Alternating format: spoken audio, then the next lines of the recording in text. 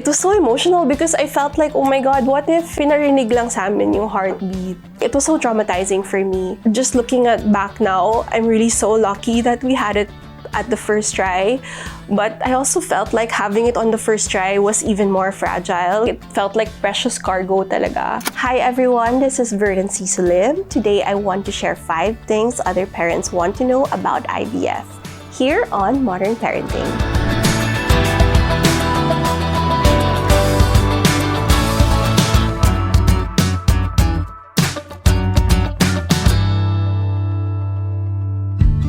So I'm a new mom to a 7-month baby boy who I've waited for so long. So as my first Mother's Day, I never thought I would. Before, when I would just celebrate it for my mom, for my lola, I thought it was just something that happened every year.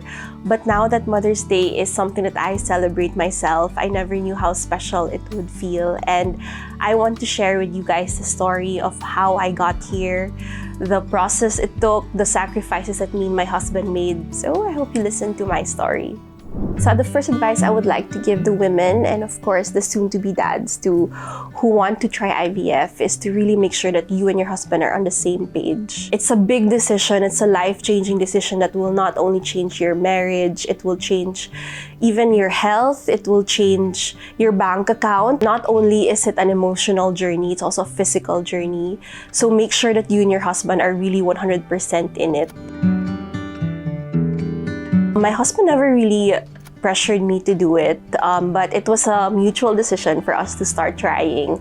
So a year after getting married, we were just having date night, and then he opened it up and he said, I think it's time to have a baby. And then we thought it was gonna be so easy, honestly. Parang, kasi all our friends around us, it was so easy for them. So we thought it was gonna be the same for us. And then, a year later into it, I kept getting my period every month. It was so heartbreaking. The last one before I had my workup, we went to Bangkok. You know, as a woman, you have all of these scenarios playing in your head na, oh, I'm so hungry, or parang I feel like I have so much of these symptoms that everyone would talk about. I'm so nauseated, ganyan. But I got my period in the airport, and it was so heartbreaking for me. I was crying in the departure gate, and then I remember it was so dramatic, feeling ko I was in a movie. I was really blaming myself. I was saying, oh, maybe because I did this, I didn't do that. I think a lot of women feel that because it really is up to us if the baby will hold. It depends on our body if we're gonna get pregnant or not.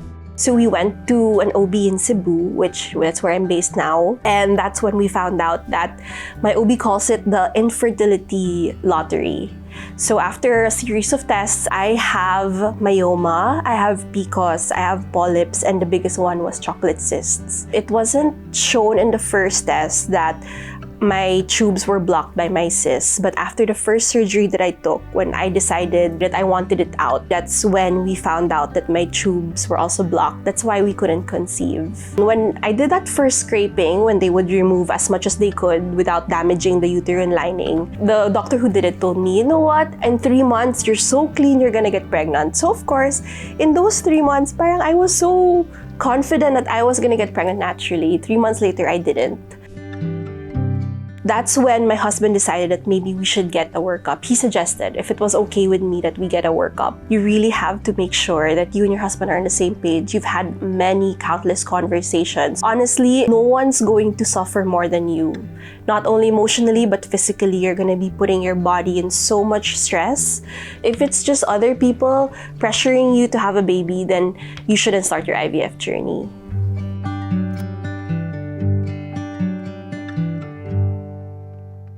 So the second advice that I can give is to prepare your body. This is very important. So you really have to lay off first the stress. That was the number one thing my OB told me. So for me, it was laying off work because I travel so much. That's high stress as well. We all live a fast-paced life, especially for those who are in the same industry as me. And it helped that I moved to Cebu. It was easier said than done though at first because I've been doing this for 8-9 years before I got married. So I was so used to the busy, okay, what's next? Honestly, for me, the first 6 months of laying low was a struggle. It was really me choosing, do I really want this? Do I have to give up so much of my life? It's really your lifestyle that determines how healthy your reproductive system is. So taking out stress was the first one. Number 2 was gluten-free diet. So another advice I can give is to really, when you do the workup, also include APAS panel, because that really affects a lot of the fertility journey of women. So an APAS panel is testing if you have the antibodies that reject fetus and sperm of your husband. So if you have APAS, when you try to conceive, just the sperm of your husband, it will be rejected. So hindi siya pumapasok to your tubes. The second one is, even if makabuo kayo, even if you have a baby inside you, because your body thinks that it's foreign, it will attack it and then you'll suffer miscarriages. So because of that, I have very mild APAS, so I had to go through a gluten-free diet. So it was a hard lifestyle change. Number 3 was I had to change all my workouts from high intensity to low intensity, because high intensity workouts for women apparently affects hormones. Anything actually that just stresses you out, or like parang your senses are heightened, that means that your hormones will also act up and it will affect your fertility. Number 4 was sleep. With a job that entails me to do a million things at once, I was always sacrificing sleep. It was always like, I can sleep tomorrow, ganyan. Especially because I felt like I was so young. I had the energy and the drive to work so hard. But sleep apparently was a big factor. These are things that people, our parents would always tell us back in the day na, oh, you have to sleep early, you have to eat well. But apparently those reminders are very important if you want to get pregnant.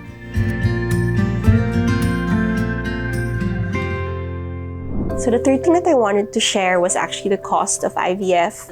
While it's cheaper to do it in Bangkok, where I went to, in the clinic that I went to, it's about 700,000 pesos to do it. That is from the first checkup up until the embryo transfer. But of course, if you put in the cost of your OB checkups, your travel expenses, your flight, maybe the ballpark that I could give is about 1.2 to 1.4 for total. That's why they call it the million peso baby. I remember my OB, before I did anesthesia during the birth, my OB said, "Oy, you have to take care of her, and the baby, million peso baby yung baby na yan." You really have to be 100% ready for this, because it can really deplete your bank account. While I'm lucky to get it on the first try, it will still cost you to keep doing it if you want to. For you to do it again, if ever it didn't take on the first try, I remember it was about almost 200,000 pesos to put an embryo again. And then there's some people who unfortunately don't have as much eggs or embryos that are viable, so they have to do the process all over again. So the cost it really varies per country, but it is expensive. So the fourth thing I wanted to share was challenges don't end the moment you get pregnant. For me, because I felt like ang dami ko nang pinagdaanan before getting pregnant. So when I finally got pregnant, I was telling my husband, oh my God, we can finally chill because I'm pregnant. But what I didn't know was that it was just the start. It was just the beginning of a long 8-month journey of being pregnant. So when I got home from Bangkok, we went to the hospital to hear the first heartbeat of my baby. I was so happy when we first heard it, and then that afternoon, when I woke up from my nap from the hospital, I had bleeding. It was a clump of bleeding. So it was so emotional because I felt like, oh my God, what if ito na yung pinarinig lang sa amin yung heartbeat? It was so traumatizing for me. And then that was the start of my 6-month bed rest.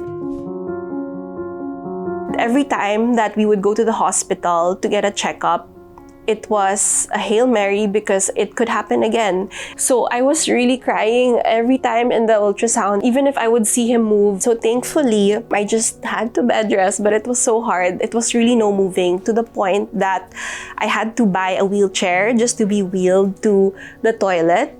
And then I had to have a chair in the shower so that if I had to take my time to shower, I have to sit down in a monoblock chair. I also have a wee chair, that's what I call it.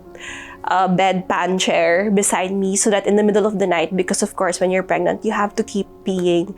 I can't just go to the toilet, freely move. All my meals were taken in that bed. I couldn't even move too much sideways, ganyan, because like I was so scared. I think it was more of a mental thing. So it was so traumatizing for me on the first 2 trimesters. And then finally, after bed rest for almost 6 months, my OB told me, okay, the baby's growing so well, the baby is like right on track, so you can relax. It was after my husband's birthday.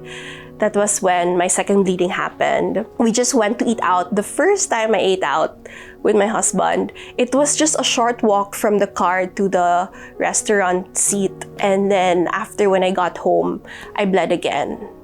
What happened pa? Hindi pa natapos doon. It was about 7 months. I was 34 weeks. My OB told me, 34 weeks, you can already plan your gender reveal and then you can already start nesting. Nearing 36 weeks, that was when I had contractions. I thought it was just my baby like kicking and all.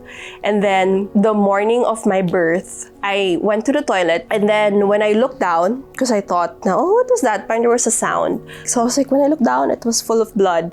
And when I stood up, blood was still gushing out of me. My OB is very calm. I really love her, but she was very calm. She told me, you know, with what happened to you, you could have lost your baby.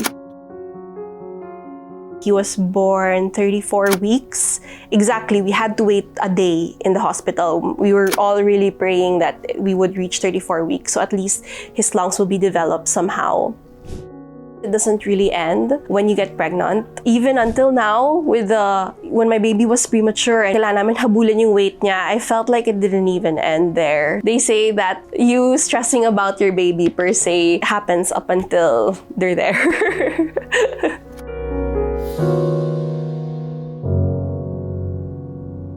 So the fifth thing I wanted to share is a happy one. Once you have your baby, once you've given birth, to really enjoy every stage. For me, with all the complications I have, now that taught me all of that hardships that I experienced is to really enjoy every stage. You're never gonna get it back. Even for me, I don't know if I'm gonna have a second baby. I don't know if the 3 embryos that I have will hold. I don't know if they're meant for us. That's why I'm really enjoying Nathan. Just looking back now, I'm really so lucky that we had it at the first try. But I also felt like having it on the first try was even more fragile. Like I felt like it felt like precious cargo talaga. So I hope that those who are going through this IVF journey enjoy the pregnancy. That's what I can say. Oh my God, it's the biggest blessing. And I'm sure that you guys get me once you have that baby in your arms. Just that smile, just that look that they have, all the pain that you experience will be worth it. Don't wish na sana they're gonna sleep better na, or I hope they're gonna walk already, or they're gonna crawl so that they're more independent. That's something that I really train my mind na I never have that mindset to always hurry up for the next stage. I'm really savoring each and every one, and I hope that you do the same because you don't know if we're gonna have a repeat.